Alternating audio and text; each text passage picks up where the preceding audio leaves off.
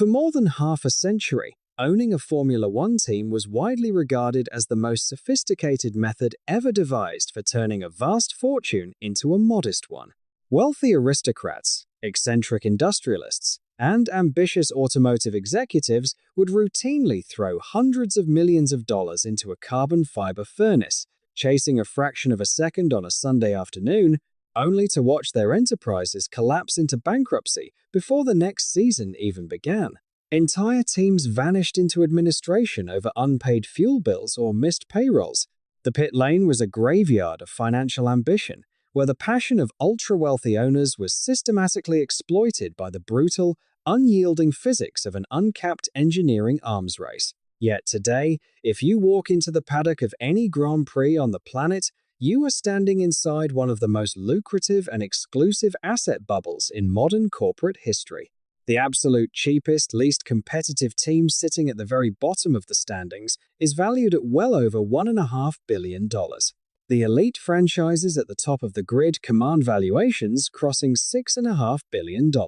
The sport did not change its basic mechanics. The cars still use 4 wheels, burn specialized fuel, and circuit the same historic racetracks. But the underlying financial architecture was quietly torn down and rebuilt from the ground up.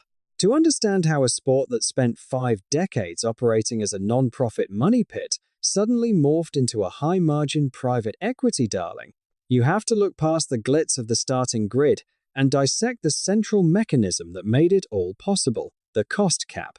When the sport's governing body introduced a mandatory spending ceiling in 2021, setting the baseline allowance at $145 million before adjusting it to around $135 million in subsequent years, and expanding it toward $215 million for the 2026 regulation cycle, the casual observer assumed the sport had finally curbed its lavish spending habits. But almost everyone outside the financial inner circle completely misunderstood what that figure actually represented.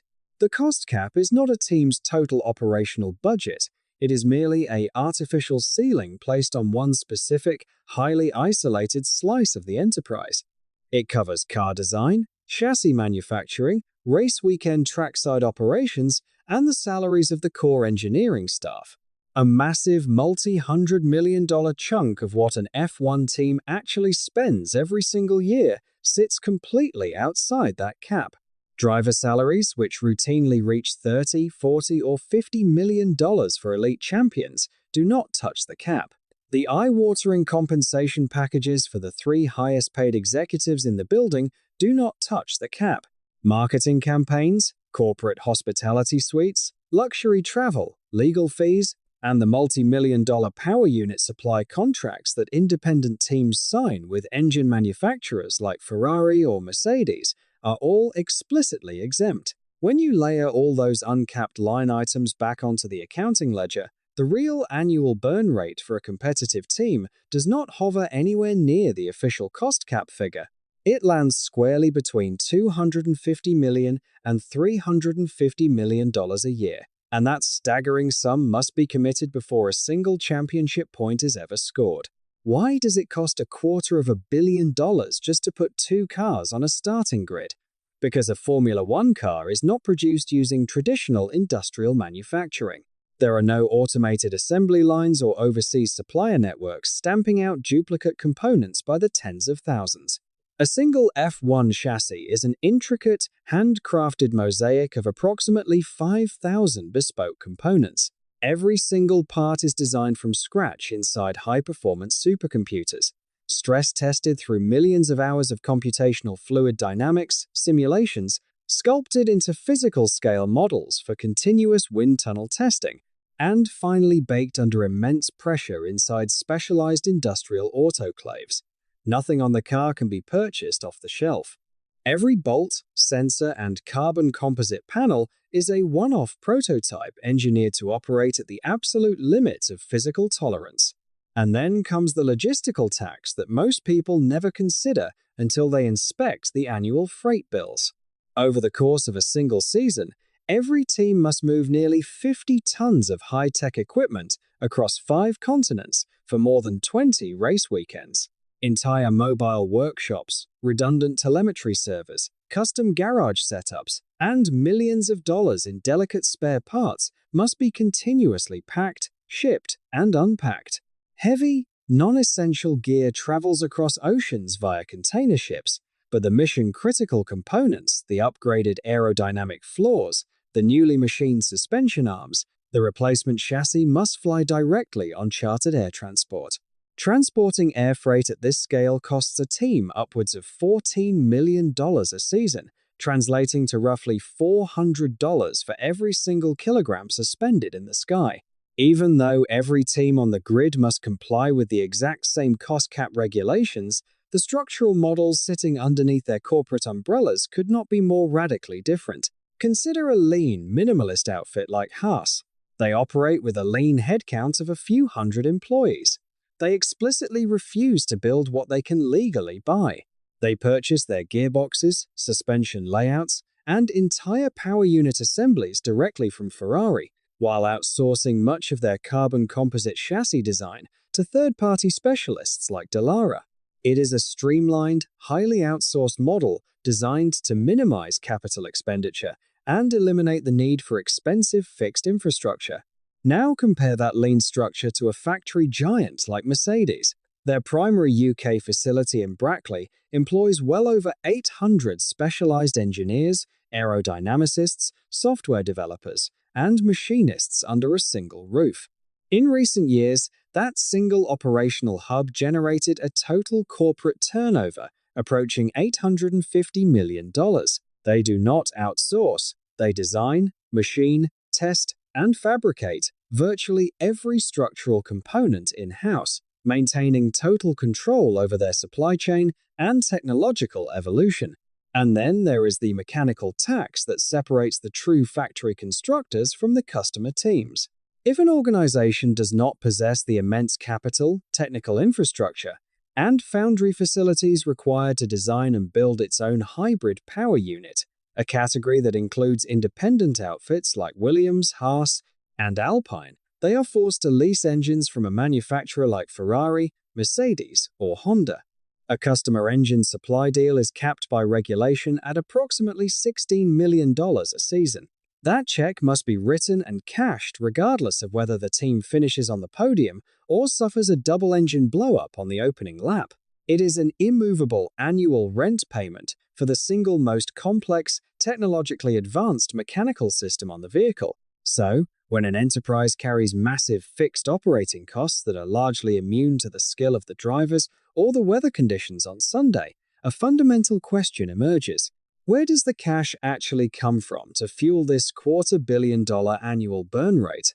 The primary and most critical revenue stream is the central prize money pool distributed by Formula One management, the commercial rights holder owned by Liberty Media. Under the binding Concord Agreement that governs the commercial relationships within the sport, roughly 45% of Formula One's total underlying revenue generated from broadcast rights deals, race hosting fees, trackside advertising, and global corporate sponsorships is funneled back to the 10 constructor teams every year. In recent seasons, that prize pool reached a staggering total of nearly $1.5 billion. However, this commercial pool is not divided into 10 equal slices. It is distributed strictly according to where each team finished in the World Constructors' Championship the previous year. The team that finishes at the absolute top of the standings claims approximately 14% of the total prize pot. The team stranded at the bottom of the table receives barely 6%. When you translate those percentages into hard, cold capital, a single position in the final championship standings moving from 5th to 4th, or 9th to 10th, is worth anywhere between $8 and $12 million in liquid cash. Drop one single place in the standings on the final lap of the final race of the season, and you have instantly erased enough revenue to fund an entire research and development department for a year.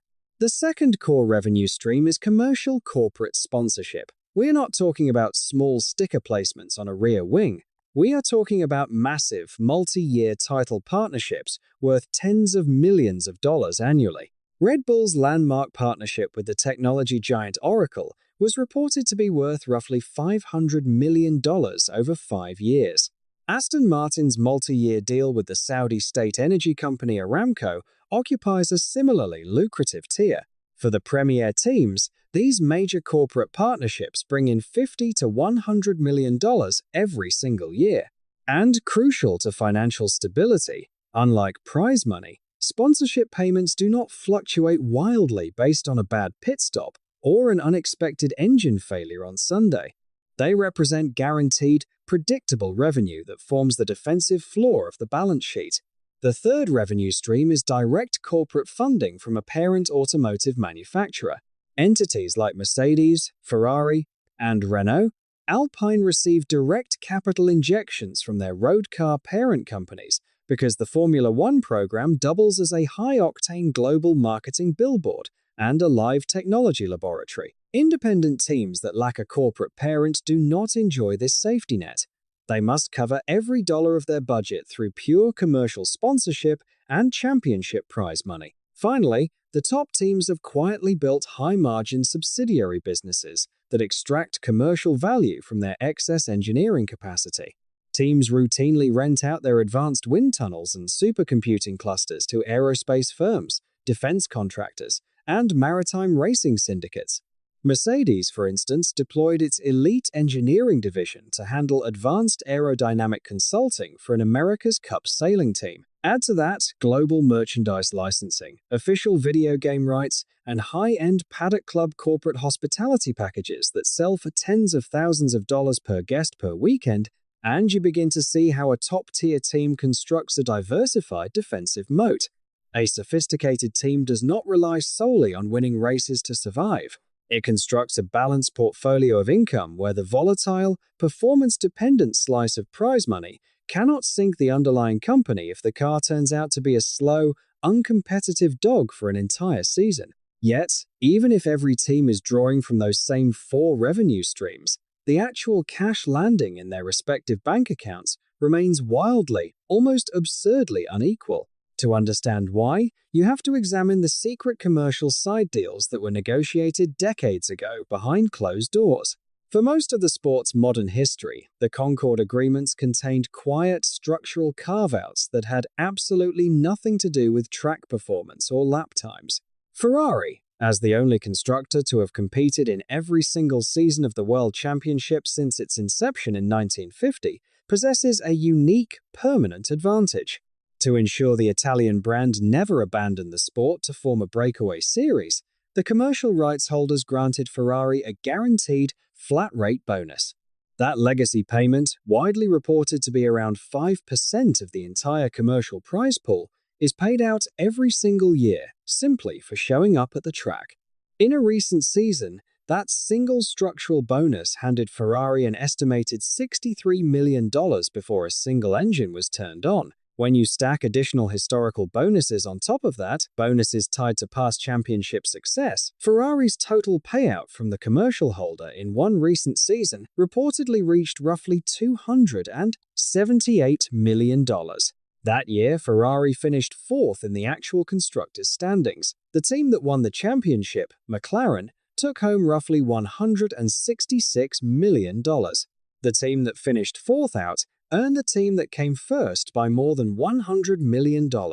Mercedes negotiated its own lucrative legacy payments following its dominant run of consecutive world championships through the mid-2010, securing custom commercial bonuses worth tens of millions annually regardless of their current form. For decades, smaller independent constructors furiously argued that this entire system was rigged in favor of a handful of legacy giants. These massive structural payouts allowed the elite teams to construct state-of-the-art facilities, hire hundreds of additional engineers, and outspend their rivals into oblivion, leaving the rest of the grid to fight over commercial scraps. Much of this predatory structure was engineered by Bernie Ecclestone, the legendary commercial supremo who controlled the sport for decades. Ecclestone used private, team-by-team bilateral contracts to divide and conquer the grid, paying immense protection money to the biggest brands to prevent them from staging a rebellion. And even after the American media conglomerate Liberty Media purchased the sport in 2017 and attempted to level the playing field, these entrenched legacy payments proved impossible to eliminate entirely. Knowing that the money is structurally unequal, knowing that the playing field is tilted toward historic brands, and knowing that running a team requires an endless flow of liquid cash, why are modern billionaires, sovereign wealth funds, and private equity firms currently waging war to buy into this sport? Because for the elite investors writing these massive checks, the racing team itself was never really the primary product. The racing team is the ultimate global billboard. Look at the strategy deployed by Canadian billionaire Lawrence Stroll. In 2020, Stroll led a consortium that invested hundreds of millions of pounds to acquire a controlling stake in the struggling British luxury automaker Aston Martin. He then systematically rebranded his existing Formula One team under the Aston Martin name. Every time those green cars appear on television broadcasts in front of a global audience of hundreds of millions of viewers, they are not just selling lap times. They are projecting the halo of extreme engineering prestige onto the road car brand. That F1 halo effect allowed Aston Martin to launch limited-run hypercars, costing several $1 million each, and elevate its average road car selling price toward $230,000 per vehicle. Or examine the playbook of Gene Haas, the American industrialist who built Haas Automation into the largest machine tool manufacturer in North America, generating annual sales exceeding $1 billion. Gene Haas launched a Formula One team in 2016 for one overarching reason: to paint his corporate logo across two cars that travel to Europe, Asia, and the Middle East 24 times a year, placing his brand directly in front of industrial B2B procurement executives who would never pay attention to a traditional American television ad. The racing team is a hyper-targeted commercial billboard that happens to travel at 200 miles per hour. For sovereign wealth funds and Wall Street private equity firms, the financial logic is even more seductive: absolute, unyielding scarcity. There are only 10 teams on the starting grid. For decades, that number has been effectively locked. Even with an 11th team seeking entry, getting a seat at this table without purchasing an existing franchise is virtually impossible. When an asset is that rare, that visible, and protected by immense regulatory barriers to entry, institutional investors are more than willing to accept modest annual operational profits. They are buying into an appreciating trophy asset in a closed-loop cartel, much like acquiring a commercial real estate tower in a metropolitan downtown where new construction has been permanently banned. Look at how global luxury conglomerates view the grid. LVMH, the world's premier luxury group, signed a 10-year global partnership with Formula One worth an estimated $150 million annually. A luxury suitcase or watch brand does not need to sell products to average race fans. It needs access to the Paddock Club. The F1 paddock is one of the only places on Earth where a corporate giant can assemble billionaires, royalty, tech moguls, and heads of state in a single afternoon, completely bypassing traditional advertising channels. However, high-profile billboards and luxury hospitality do not explain how team valuations exploded from tens of millions of dollars to multiple billions in less than a decade. To understand that financial phase change, you have to pinpoint the exact moment the sport introduced a hard budget ceiling in 2021. Before the cost cap was enforced, there was no limit to what a team could spend. The wealthiest factory-backed giants, Ferrari, Mercedes, and Red Bull, were routinely pouring over $400 million a year into an endless spending war, burning tens of millions of dollars just to extract a single tenth of a second in aerodynamic efficiency. Meanwhile, independent teams tried to survive on a fraction of those budgets, operating in a permanent state of financial distress. That uncapped hyperinflationary environment killed off lower-grid teams with ruthless efficiency. Look at Caterham, which entered court-appointed administration in 2014, owing tens of millions of dollars, leaving an administrator to personally manage the team, just to keep it alive long enough to liquidate its assets. Look at Manor Racing, which collapsed into bankruptcy in 2017 after coming up just $500,000 short of the capital required to make it to winter testing. All 212 employees lost their livelihoods in a single week. In the uncapped era, if you ran out of cash to fund continuous car upgrades, your enterprise simply ceased to exist. And then, the cost cap arrived. Suddenly, spending was decoupled from winning. The sport was transformed almost overnight from an open-ended engineering arms race into a bounded, highly profitable commercial franchise. Once a team's annual operating expenditure was capped by regulation, any growth in top-line revenue from soaring broadcast rights, expanding commercial sponsorships, or growing prize pools was no longer immediately devoured by endless car development. Instead, that incremental revenue flowed straight down to the bottom line as pure corporate profit. The financial results were staggering. Mercedes reported a net operational profit well exceeding £100 million in a recent season. McLaren, an enterprise that had spent years bleeding cash and selling off its corporate headquarters just to maintain liquidity, transformed itself into a highly profitable, cash-generative business. Even Williams, a legendary team that nearly went under before being rescued by the private equity firm Doralton Capital for roughly $200 million, saw its institutional valuation surge past the $1 billion mark. Controlling costs, it turned out, was vastly more lucrative for team owners than winning championships had ever been.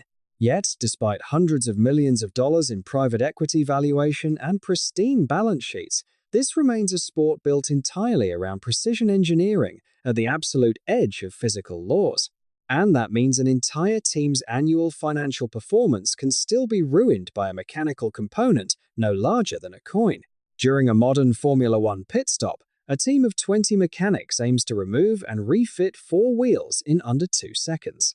They use ultra-high torque pneumatic guns to spin off a single, custom-machined titanium wheel nut.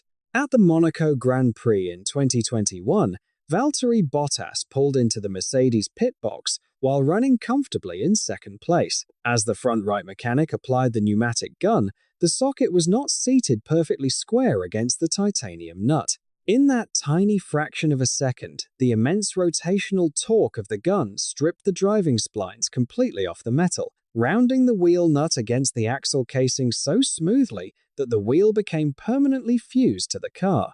His race was instantly over right there in the pit lane. The mechanics could not remove the wheel with trackside tools. They were forced to transport the car back to the factory in England and grind the titanium nut off with an industrial rotary tool days later. One improperly aligned wheel gun, 1 fraction of a second, and a guaranteed second-place finish was instantly erased. And because dropping a single position in the World Constructors' Championship at the end of the year can cost a team anywhere from $8 to $12 million in prize money, that stripped wheel nut carried an invisible price tag running deep into the millions. A similar story unfolded at the Austrian Grand Prix in 2020, when both Haas cars were forced to retire after their brake assemblies overheated and suffered catastrophic failure. In their desperate search for aerodynamic speed, the team's engineers had reduced the size of the brake cooling ducts to smooth out airflow over the front wheels. But the extreme thermal demands of the Austrian circuit exposed that aerodynamic trade-off instantly, melting the internal carbon brake discs. This is the terrifying tightrope that every reliability engineer walks every single day. If you make a component heavier to guarantee structural safety, the car gets heavier and slower on track. If you shave weight to gain 1/100th of a second, a single failed seal, sensor, or titanium fastener instantly turns a multi-million-dollar race result into a total loss. Remember the underlying financial equation: fixed operational costs, but wildly volatile, performance-dependent prize revenue. When a $2 titanium bolt shears under thermal stress, it does not just end a race, it punches a massive hole in the annual balance sheet. If mechanical reliability is this fragile, why don't teams simply play it safe, build over-engineered parts, and avoid pushing components to the brink of failure? Because the governing body deliberately constructed a regulatory framework designed to punish stability and force continuous risk-taking, it is called the Aerodynamic Testing Regulation, and it directly binds a team's allowed wind tunnel testing hours and supercomputer simulation capacity to where they finished in the championship. The team that wins the World Championship is slapped with the harshest penalty. They receive only 70% of the baseline testing allowance the following season. The team stranded at the bottom of the grid receives up to 115%. That means the worst team on the grid receives roughly 45% more development time in the wind tunnel than the champion team. It is an aggressive, mathematically enforced handicapping system. Every single hour inside the wind tunnel becomes exponentially more precious the higher up the standings you move. This creates a high-stakes financial trap. In the old uncapped era, a wealthy team could simply run its wind tunnel 24 hours a day, brute forcing its way to aerodynamic supremacy through raw capital. Today, with both budgets and testing hours strictly limited, spending $10 million on a new floor design might only yield a tenth of a second in lap time. And if the aerodynamicists miscalculate the computer simulations, that $10 million upgrade can produce an unstable part that actually makes the car slower, leaving the team with no testing allocation and no remaining budget ceiling to redesign the part mid-season.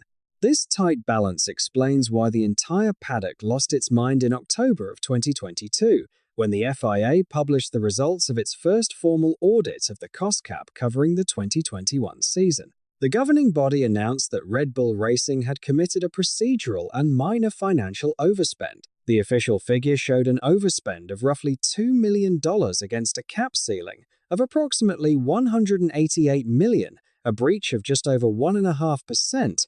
Crucially, the extra money was not spent on secret lightweight engine parts or exotic carbon fiber. The audit revealed the overspend was driven by unbudgeted employee catering costs, Social Security tax adjustments, sick leave compensation paid to an ill staff member, and complex accounting allocations between the F1 racing team and Red Bull's newly formed powertrain division.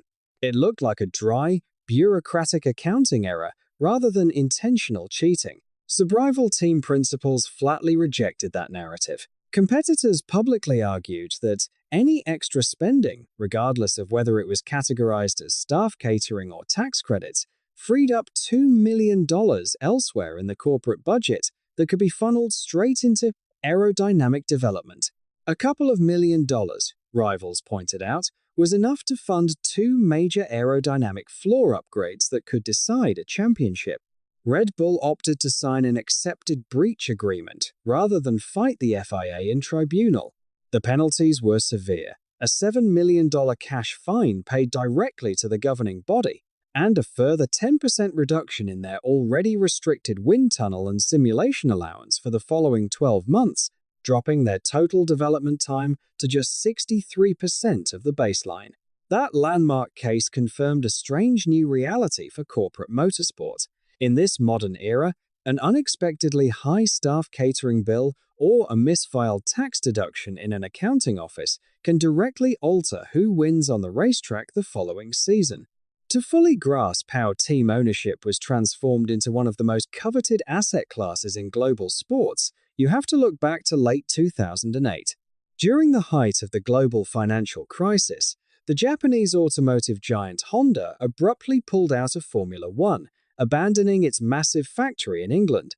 2 senior executives, Ross Brawn and Nick Fry, purchased the entire operation from Honda for a symbolic nominal fee of just £1. Renamed Brawn GP, the team miraculously won both the Drivers' and Constructors' Championships the very next season using a double diffuser innovation, before being sold to Mercedes a few months later for approximately $170 million. At the time, turning a £1 purchase into a $170 million corporate sale in under 12 months was considered the absolute peak of sports arbitrage. Fast forward to the present day. That exact same enterprise, operating as Mercedes-AMG Petronas F1, is valued by Wall Street analysts at nearly $6 billion. That staggering surge from £1 to $170 million and then to $6 billion on the exact same factory site tells the entire story of modern sports economics.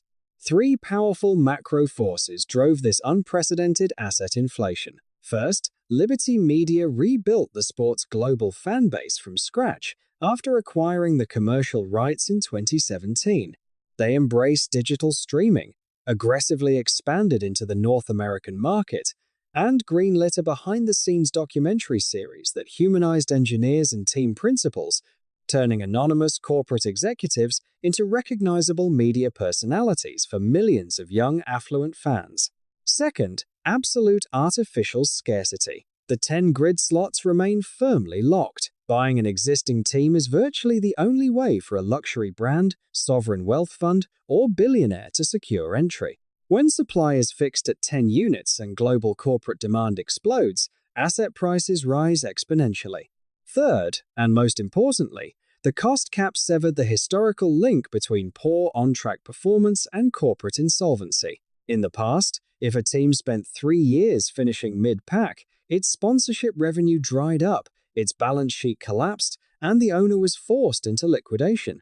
Today, a team can finish in 7th place for 5 consecutive years and still see its institutional valuation climb by hundreds of millions of dollars.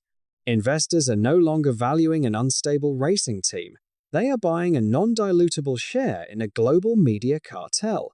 By 2025, the average valuation of a Formula One team reached roughly $3.5 billion, a 50% surge in a single year. Ferrari sits at the peak of this valuation ladder, valued between $6 and $7 billion. Mercedes follows closely at $6 billion. Even historically struggling outfits like Williams are firmly anchored above the $1 billion mark. So, who actually captures the vast wealth being generated by this multi-billion-dollar asset bubble? The answer depends entirely on which side of the corporate ledger you occupy. Ferrari presents a unique case because its parent automotive company is publicly traded on the New York Stock Exchange. While traditional volume automakers trade at modest earnings multiples, Ferrari trades at an ultra-exclusive luxury multiple of around 50 times earnings, matching elite fashion houses like Hermes rather than car companies.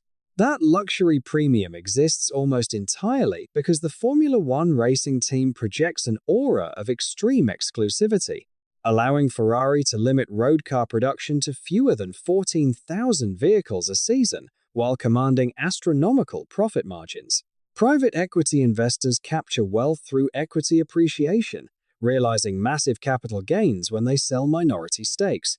When Renault sold a 24% stake in its Alpine F1 outfit to a US investment group at a $900 million valuation, that stake doubled in value in under 3 years without the team ever winning a single championship race. However, inside the factory walls, that wealth is distributed with extreme asymmetry. Because operational engineering staff salaries are strictly constrained under the cost cap, team management must enforce rigorous payroll discipline to avoid breaching the accounting ceiling. This creates a bizarre internal dynamic. Mid-level aerodynamicists, mechanical engineers, and software developers face suppressed salary growth and tight budget scrutiny, while the top 3 executives and superstar drivers who sit completely outside the cost cap earn tens of millions of dollars annually, with zero ceiling whatsoever. In the very same building, one class of elite talent works under a strict financial cap, while another operates with no limits at all. To see how fragile the line between massive profit and devastating loss remains, consider 2 contrasting scenarios for a mid-tier team operating near the $200 million total cost cap threshold. In a successful season, that team collects roughly $90 million in constructor prize money for a solid upper mid-pack finish. It secures another $60 million from primary corporate sponsors and extracts $20 million more from technical consulting, hospitality, and driver development programs. Total top-line revenue easily crosses $170 million, delivering a clean operational profit, while the underlying equity value of the franchise climbs by hundreds of millions more. Now take that exact same team and drop it just 2 positions in the constructors' standings. A 2-place drop caused by a single stripped wheel nut in Monaco or an overheated brake duct in Austria. Prize money instantly drops by $25 million. A key corporate sponsor, frustrated by a string of high-profile retirements, exercises a contract clause to reduce its annual payout by $15 million. Yet, the team's operational costs remain completely fixed at $200 million because the cost cap prevents sudden spending cuts mid-season. Virtually overnight, a comfortable $20 million operational profit transforms into a $35 million cash loss. The financial swing between a good season and a bad season for a mid-grid operator easily exceeds $100 million. And almost none of that massive swing comes from how much money the team spent. It comes entirely from where the car finished on Sunday afternoon. For the first 70 years of Formula One history, a team's commercial value was tied directly to how much capital its owner was willing to burn in pursuit of aerodynamic performance. Teams collapsed because there were no limits on spending and no structural protection against richer rivals. Today, the fastest car on the grid is no longer the primary product being bought and sold. The team itself, with its non-dilutable seat in a 10-team media cartel, its guaranteed share of a global broadcast audience, and its operational costs locked behind a regulatory ceiling, has become the ultimate financial asset. Winning races still matters enormously to the drivers in the cockpit and the engineers on the pit wall. But for the private equity institutional owners sitting in Wall Street boardrooms, a comfortable mid-pack finish inside a highly profitable, self-sustaining, multi-billion-dollar franchise is a vastly superior financial outcome than winning a championship inside a company that bleeds liquid cash to get there. The next great structural shift in Formula One economics will not originate from a wind tunnel breakthrough or a revolutionary hybrid engine layout. It will come from the answer to a far simpler corporate question. Who gets permission to acquire the next seat at this 10-owner table, and exactly how many billions will they be forced to pay just to sit down? Thank you for watching this deep dive by the World Money Desk. If you want more institutional breakdowns of the hidden financial structures shaping global sports and big business, make sure to hit the subscribe button, leave a like, and share your thoughts in the comments below. We will see you in the next documentary.